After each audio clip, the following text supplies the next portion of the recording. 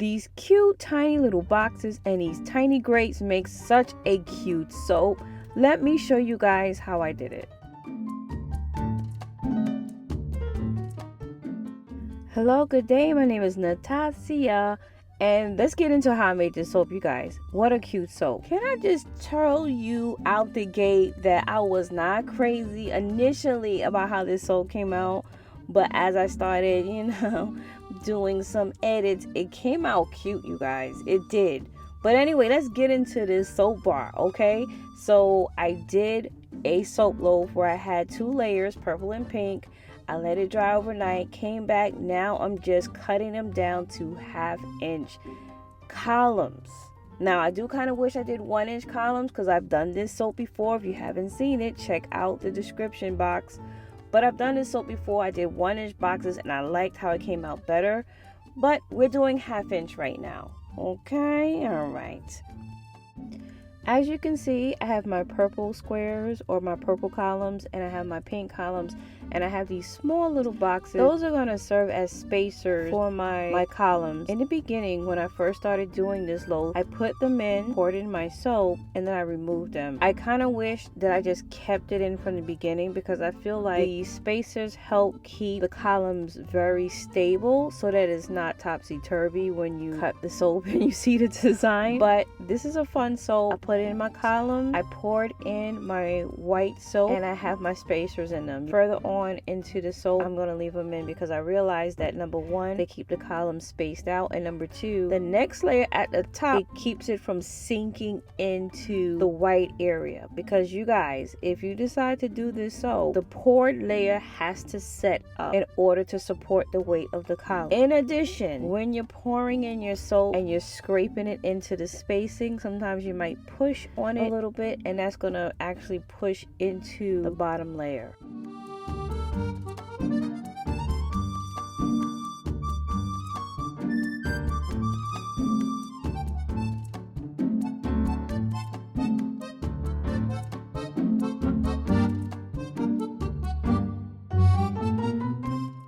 Now I know some of you are going to be looking at this soap making technique and be like, girl, bah, you doing all this just for somebody to take a bath and it just dissolves in like 2 weeks or so. Yeah, I am.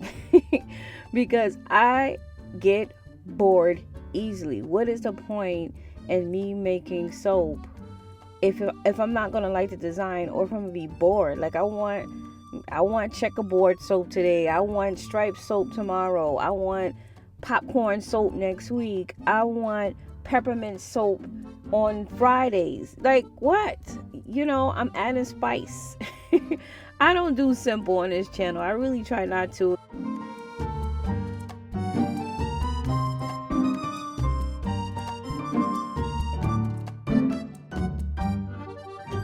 These designs can make your day. They can make somebody else's day.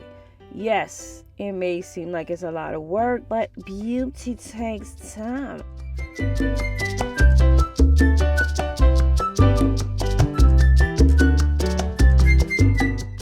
So I'm on to maybe like my 3rd or 4th layer, and one of the things that I do not like is that my soap batter setup. Now, what you guys could do to avoid your soap batter setting up like this and you're pressing on the other columns, which can cause them to not be even, is you can divide your soap batches up into layers. So let's just say I did 5 layers of soap. Well, I can just do 5 containers of poured soap. I can pour in my first layer, let it set up, and then when I'm ready for my second layer, I can put in the lye, I can put in the soap, mix it together, and pour in the second layer. That way you can kind of ensure that number 1, your bottom layer is tight and stiff enough to handle the top layer, and number 2, your batter is liquid enough to fill in all the spaces. Because let me tell you, this cake icing consistency that I have in this soap loaf, it can cause you to have small air pockets in there, which drives me bananas. It drives me crazy.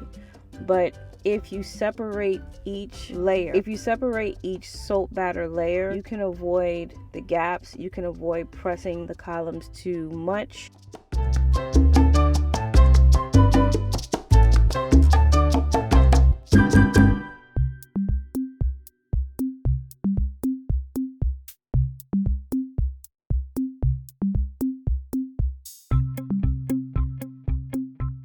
I mean, this is the kind of soap design you do when you just need to be deep into something and focused because you want to take your mind off of something else. This is not one of those soaps where you just, the person wants their soap tomorrow and you have to do this. I have this sped up, but I was taking my time doing this, especially since the soap was setting up kind of quick, and I kind of wish I did multi-layers, like divide my lye and divide my base up into layers and pour the soap that way. I would have gotten a better result, but you live and you learn, right guys?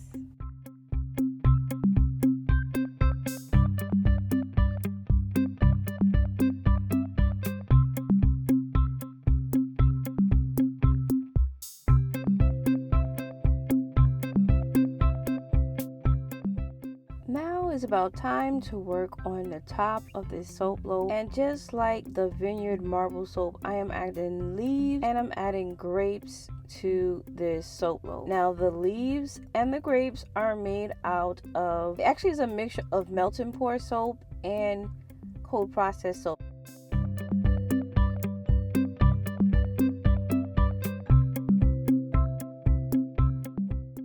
I'm trying to add dimension to my soap loaf by adding dark and light colored leaves so it doesn't look so plain and flat. I'm trying to create dimension by adding different colors to the soap loaf.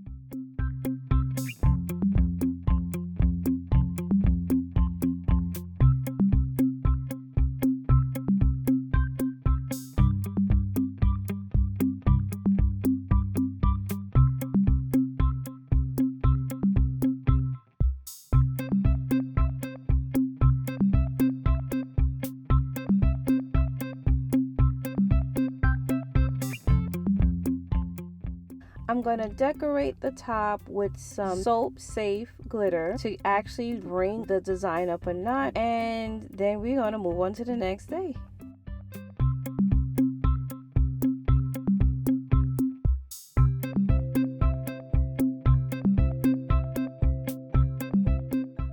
It's the next day, and my goodness, look at the tops of the soap. Are you guys ready for the soap cut? All right, now hold on to your box wine grape juice.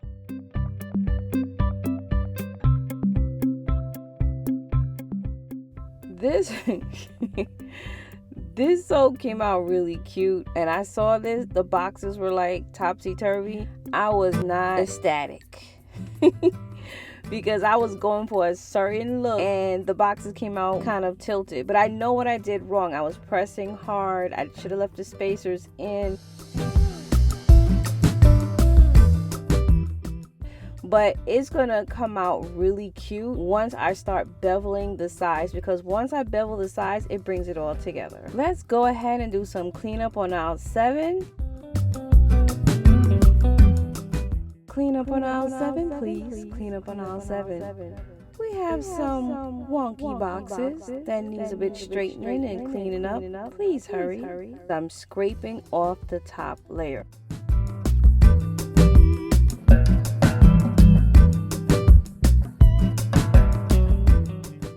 So I'm scraping the top layer off, and that soft layer that I'm scraping off, I'm using that to fill in some of these teeny tiny air pockets that actually surround the boxes, which is why I was saying to you guys, if you do individual layers, you can get more filling of these gaps. But look at that. That actually came out cute. It looks topsy-turvy, but it kind of looks like I did it on purpose. So I'm not mad at it.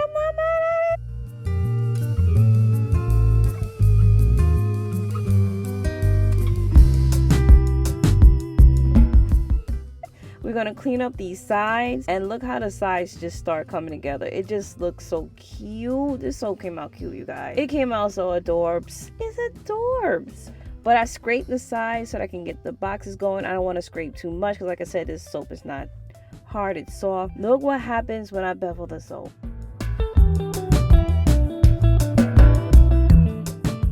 Come on, you guys. You have the grapes at the top, the boxes in the middle.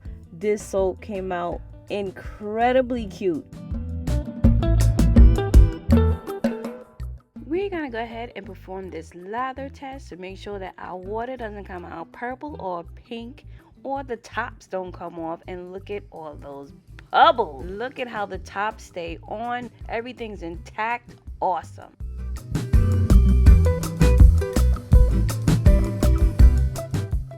Really cute.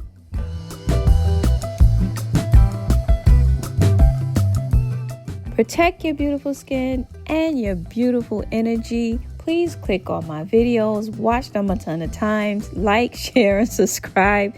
And I'll see you guys on the next one. Ciao for now.